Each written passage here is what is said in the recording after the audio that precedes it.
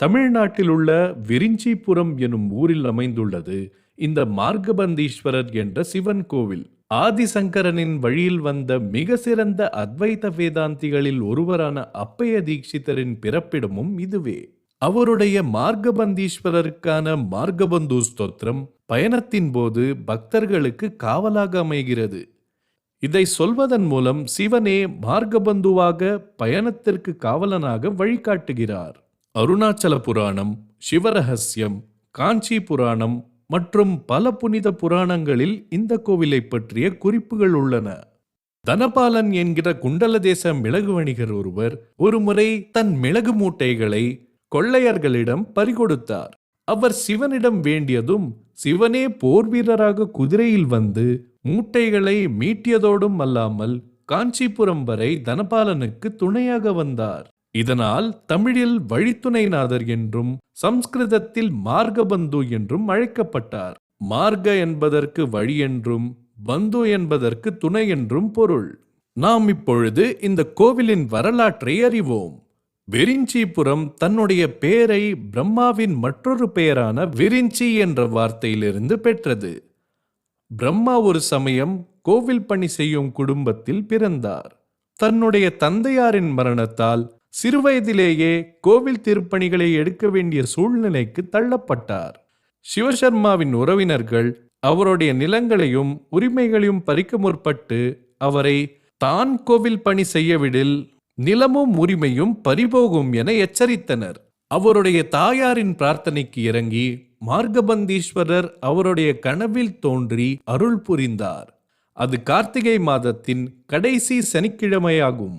அடுத்த நாள் காலையில் சிவசர்மா பிரம்ம தீர்த்தத்தில் குளித்துவிட்டு வந்த பின் பகவான் சிவனே ஒரு பெரியவர் உருவத்தில் வந்து உபநயன சம்ஸ்காரம், பிரம்மோபதேசம் மற்றும் சிவதீட்சையும் சிவசர்மாவிற்கு வழங்கி கோவில் குளத்தில் மகாலிங்கமாக மாறிமறைந்தார்.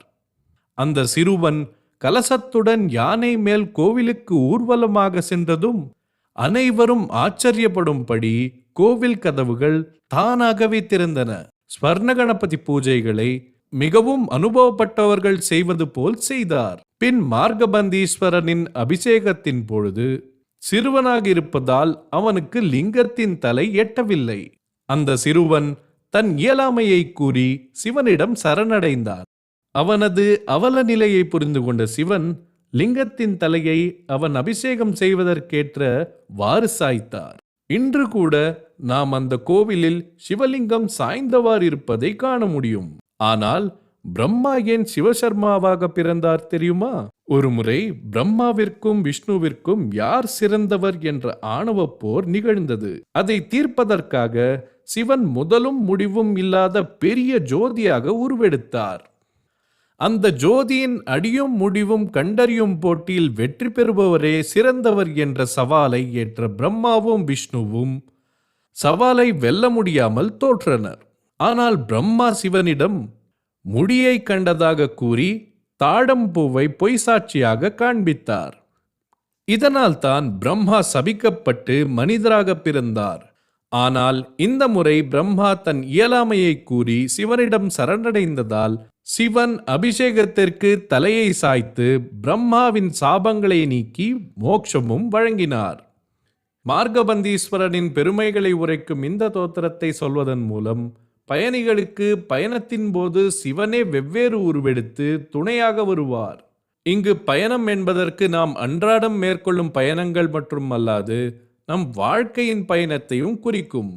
இதை பாராயணம் செய்யும் அனைவருக்கும் மார்கபந்தீஸ்வரர் மோட்சத்திற்கும் முக்தியிற்கும் வழித்துணையாக இருப்பார். உங்களுக்கு இந்த வீடியோ பிடித்திருந்தால் கண்டிப்பாக லைக், கமெண்ட், ஷேர் செய்யுங்கள். அது மட்டுமல்லாமல் சனாதன தர்மத்தை பற்றி பல விஷயங்களை அறிந்து கொள்ள பிரிங் பேக் தர்மாவிற்கு சப்ஸ்கிரைப் செய்ய மறக்காதீர்கள். ஓம் ஸ்ரீ குருப்யோ நமஹ.